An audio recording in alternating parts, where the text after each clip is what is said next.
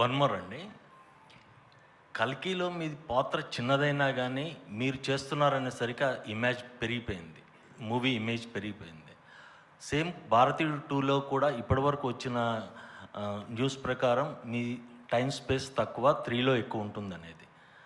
ఈ pan India సినిమాలకి మీ image advantage అవుతోంది, కానీ మీరు స్పేస్ తక్కువ ఉంటుంది అనే దానికి ఏంటి సమాధానం? ఈ స్పేస్ అనేది హిట్లర్ గారికి కూడా ఆ స్పేసు కారణం చెప్పే most of the thing. Space లేదు, మనకి ఎల్బో రూమ్ లేదు అన్నారు. అది కాదు, ఎవడు ఈ కమల్ హాసన్ అని నేను అడుగుతున్నాను.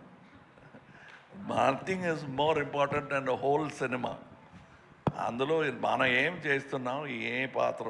Suppose I'm a director, I have to do only direction, think about the whole film. Suppose I'm doing Senapathi, ఎందుకండి నాకు ఒక డ్యూయట్ పెట్టలేదు అని డైరెక్టర్ గారితో కోపడకుండా ఇంకా ఏం చేయొచ్చు అని ఆలోచించవచ్చు. The length doesn't matter at all. మేము 3లో ఫుల్ ప్లెజ్డ్ ఎక్స్పెక్ట్ చేయొచ్చా? 3లో ఫుల్ ప్లెజ్డ్ ఎక్స్పెక్ట్ చేయొచ్చా?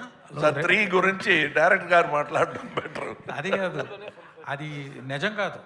ఆయన ఫుల్ పిక్చర్ ఆయన వస్తున్నారు, ఆయన తక్కువ స్పేస్లో వచ్చేది అది నిజం కాదు. అది ఆయన రాలేని సీన్స్లో కూడా ఆయన గురించే డిస్కషన్ ఉంటుంది.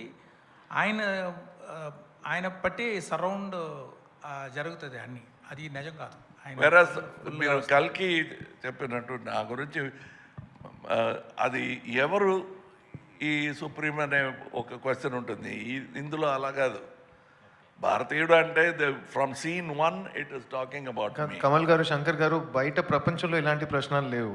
ఏంటి ఆయన కొంతసేపు వస్తారని ఎవరు చెప్పలేదు. ఈ ఒక మనిషికి వచ్చింది ఆ డౌట్.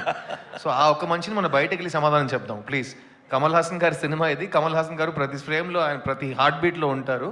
అది అందరికి తెలుసు. సో అది మనం we can go to the next question.